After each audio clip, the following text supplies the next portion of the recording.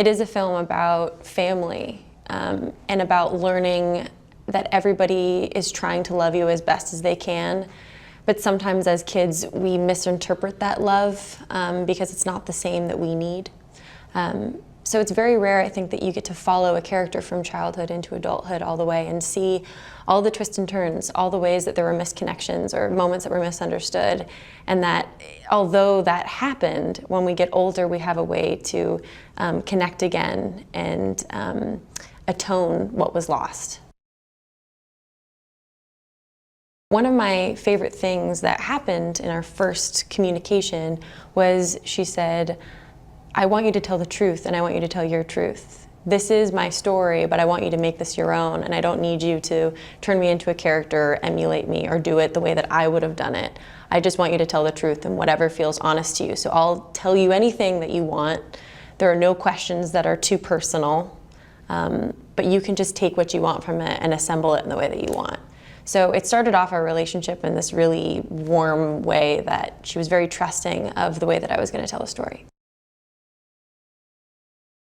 Naomi Watts plays Rosemary, and she's just absolutely incredible. It's a really tough role to play that's very much on this line of like mother and sort of like unhinged at the same time, and I think she does it beautifully. Very hard not to laugh at certain moments because how deep she would get into this character and how far she's willing to go is just, she's magic on screen. Woody Harrelson plays Rex, and he's someone that has been a friend for many years of my life. We met, gosh, a long time ago, maybe 10 years ago now. It's so crazy. And so he and his family have always been a very important part of my life, the part of my family that I've made now that I've grown older. And so to be able to play opposite him was a really special experience to do, because we love each other so much, and so that brings a lot to the table that I think you can see on screen, that there's a lot of care there, and although it's tumultuous at times, there's still this like sense of love.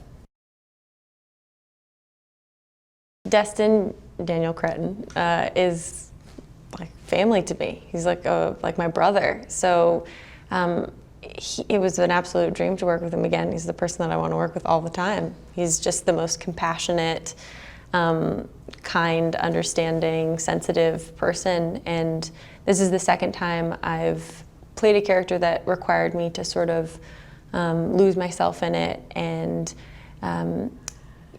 even simple things like crying on camera, those are real vulnerable moments, and you have to trust fall into someone, and you have to trust that you have a team of people around you that are going to be respectful of that vulnerability and care for you on the other side of it, and that's exactly who he is.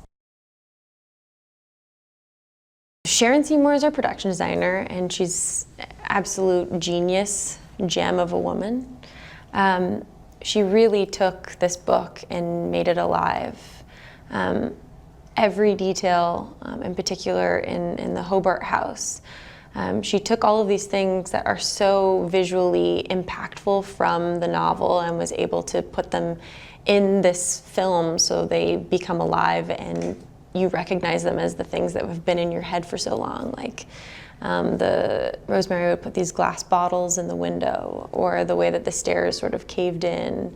All of these small details, her paintings everywhere, Rosemary's paintings everywhere, that were just so perfect. And then you have the opposite side of it, which is the New York apartment, which is this like gorgeously designed but very stark setting that feels empty, you know. And so she created this beautiful dichotomy of the Walls family home, which yes, it's chaos and it's messy, but there's love there, versus this New York apartment that has all of the things that are supposed to make you happy and somehow still feels devoid of anything that's meaningful. In the 80s side, I used actually a lot of Jeanette's real clothes in that. I got to wear her suits, which were really amazing. And the ones that I wear that aren't her suits, they became sort of infatuated with the idea of like white and crispness, because her clothes were so dirty growing up that perhaps she really loved having things that were clean. and looked very clean. So they just really bring so much. I mean, clothes are such a huge part of my job because it's a tactile feeling. It's part of what makes you feel like you're sitting in that body. And they're such a great team in that way of helping bring that character to the surface. The Glass Castle are these plans that Rex has been working on her whole life, and it's this idea that once they strike it rich, once he makes a bunch of money, he's going to buy this beautiful house that's all made out of glass.